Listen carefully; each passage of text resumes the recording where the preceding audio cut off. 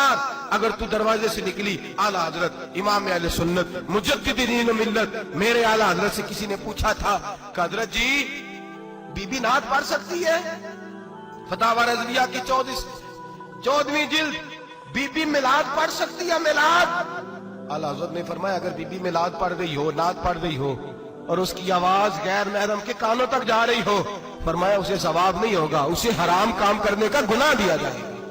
बीबी को मना है, वो नात की आवाज भी औरत का ही नहीं पड़ता, दीन में तो औरत की आवाज का भी पड़ता है। दीन में तो औरत की, हजरत सैयदा ज़ैनब, हजरत फातिमा की वो लख्ते जिगर जो मैदान करबला में इमाम हुसैन बराबर की शरीक रही सैयदना इमाम हुसैन के साथ। याह्या बिन मोइन कहते मैं 15 साल तक हजरत ज़ैनब का पड़ोसी रहा हूं। 15 साल, घर बराबर होता है ना, बंदा बीबी देख ही लेता है। वो बीबी कभी पर्दा डाल के जा रही है दवाई लेने, कभी नजर आ ही जाती है। कहते 15 साल में सैयदा फातिमा की बेटी का पड़ोसी रहा हूं, मैंने कभी बुरके में छुपी हुई ज़ैनब भी नहीं देखी, बुरके में छुपी हुई ज़ैनब भी कभी नहीं देखी।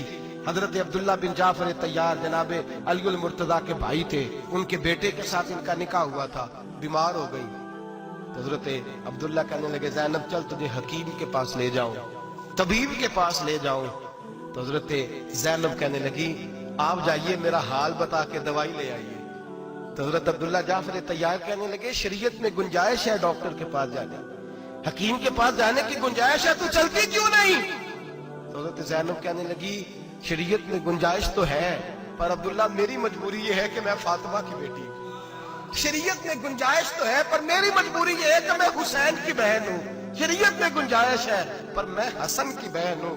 शरीयत में बड़ी गुंजाइश है पर लोग मुझे मोहम्मद अरबी की नवासी कहते हैं। गुंजाइश तो है पर मैं नहीं ना निकल सकती, इसलिए कि जितना कोई अपने आप को दीन के करीब जानता है उतना उसके पैरों में शरीयत की जंजीरें ज्यादा होती हैं। तो जनाब सैयदना अब्दुल्ला कहने लगे अगर तू पर्दा कर गई, अगर तू चली गई, तो फरमाने लगे ये तो अल्लाह की मशीयत है, तू दवाई ला दे ताकि मैं खा लूं, और अगर मैं चली गई तो मैं अपनी माँ से जाके कहूंगी कि अम्मा सारी तकलीफें मैंने छाती पे बर्दाश्त की हैं पर मैंने तेरे पर्दे पर आंच नहीं आने दी।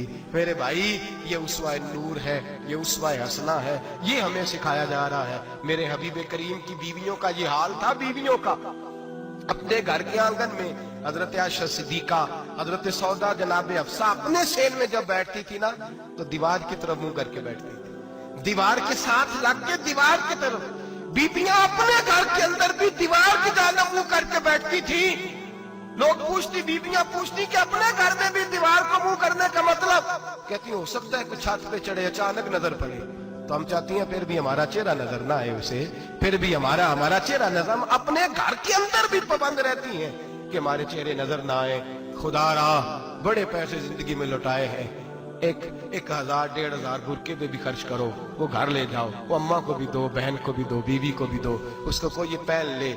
इसलिए कि जब तो हजरत फातिमा के तरीके का पर्दा करेगी तो तेरे आंगन में सैयदा ज़ैनब की तरह की बेटियां पैदा होंगी, वो उस सुन्नत पे चलने वाली बेटियां तेरे आंगन में आएंगी। खुदारा मेरे भाई आज ये नियत करो, ये इरादा करो और अपने घरों को पर्दे का पाबंद बनाओ। अगर एक बेटी पर्दादार हो गई तो कई खानदान पर्दादार हो जाएंगे, अगर एक बेटी पर्दादार हो गई तो कई घराने संवरेंगे, कई जगह पे नूर फैलेगा। ऐ अर्श के मालिक, ऐ मेरे महबूब के खुदा, तुझे वास्ता है मेरे महबूब की बीवियों का और तुझे सदका हुजूर की शहजादियों का।